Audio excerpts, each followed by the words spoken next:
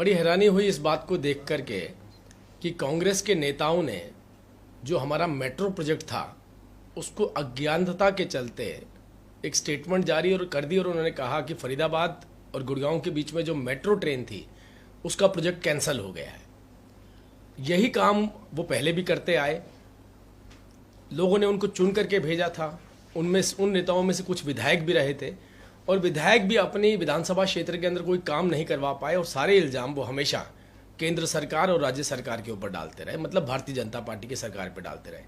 लेकिन जनता इतनी नासमझ नहीं है, जनता ने उनको माकूल जवाब दिया और आज देखिए वो विपक्ष में बैठे हैं, वो चुनाव हार चुके हैं।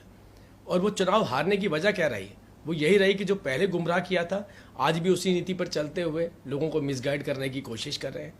मैं आपको बताना चाहता हूं कि गुड़गांव और फरीदाबाद के बीच में RRTS जो एक बेहतर व्यवस्था है, रैपिड ट्रांजिट की जो बेहतर व्यवस्था है, उसको लागू किया जा रहा है, जिसके अंदर क्योंकि फरीदाबाद और गुड़गांव के बीच में मैक्सिमम एरिया जो है वो अरावली का आता है, अरावली पर्वत का आता है, जिसको हम जंगल भी कह सकते हैं। फॉरेस्ट की लैंड बहुत सारी आती है, बहुत सारे स्टेशंस के बीच में ज़रूरत नहीं होती है, ताकि जल्दी लोगों का आवागमन हो सके, वहाँ से फास्टेस्ट ट्रेन लोगों को मिले गुड़गांव और फरीदाबाद की। इसलिए हम एक RRTS जो व्यवस्था है उसको हम लागू कर रहे हैं और उसको ऑलमोस्ट कल उसके ऊपर फाइनल एक डिसीजन ले लिया गया है कि कम से कम स्टेशन और जल्दी लोगों को वहाँ पर पहुँचाने का जो कार्य है वो RRTS के माध्यम से होगा।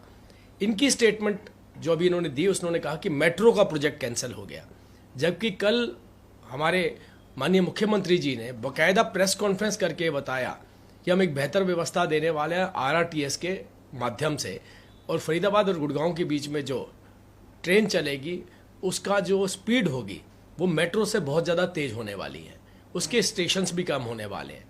तो मुझे ये बात समझ नहीं आई कि इस तरीके की अज्ञानता वाली स्टेटमेंट देने के पीछे का उद्देश्य उनका क्या है।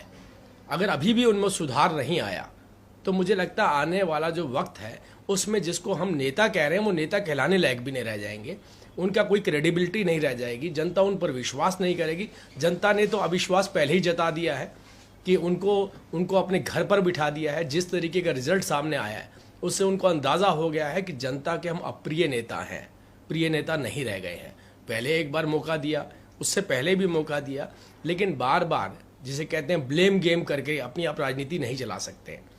तो मैं आपको ये बताना चाहता हूँ कि बेहतर व्यवस्था जो है वो कायम की गई है RRTS के माध्यम से।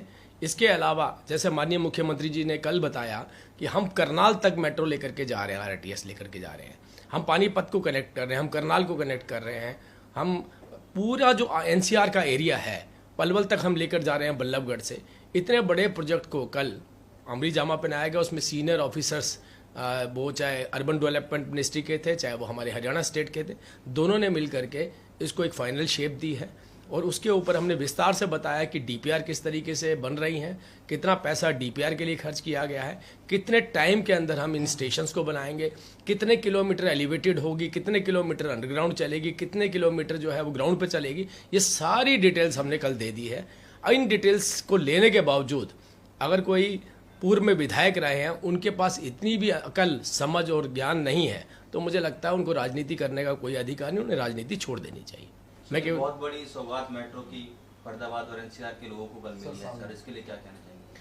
देखिए, मैं आपको यही बताना चाह रहा हूँ कि फरीदाबाद के अंदर सबसे बड़ी कनेक्टिविटी जब होने वाली है, क्योंकि जो फिजिबिलिटी है मेट्रो की वो फरीदाबाद और गुड़गांव के बीच में नहीं हो सकती है, क्योंकि स्टेशंस बहुत कम है और स्टेशंस के ऊपर बहुत लागत आती है।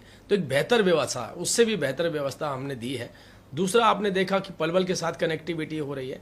हम करनाल को बड़ा दूर मानते थे दिल्ली से, और हम वैसे उन बुक्स तो हम उसको कहते थे NCR में, कभी किसी ने कल्पना नहीं करी थी कि करनाल तक भी हमारी जो है मेट्रो जा सकती है। हम करनाल मेट्रो लेकर के जा रहे हैं। गुड़गांव के अंदर भी हमने एक अलग से अरेंजमेंट किया है कि जो इंटरनल गुड़गांव है उसको भी लिंक्ड करें मेट्रो के साथ, वो भी हमने पुराने गुड़गांव को भी उसको भी हमने अलाइन किया। एक नई प्रोजेक्ट रिपोर्ट बनी है उसके ऊपर और उसका भी विस्तार किया जा रहा है। तो पूरा जो NCR है हमारा दिल्ली का, हरियाणा जिसमें मैक्सिमम कवर होगा, वो हमारे इस ट्रांजिट व्यवस्था के तहत ये जो हमारी मेट्रो है या RRTS है उसके माध्यम से हम इसको कनेक्ट करने वाले हैं।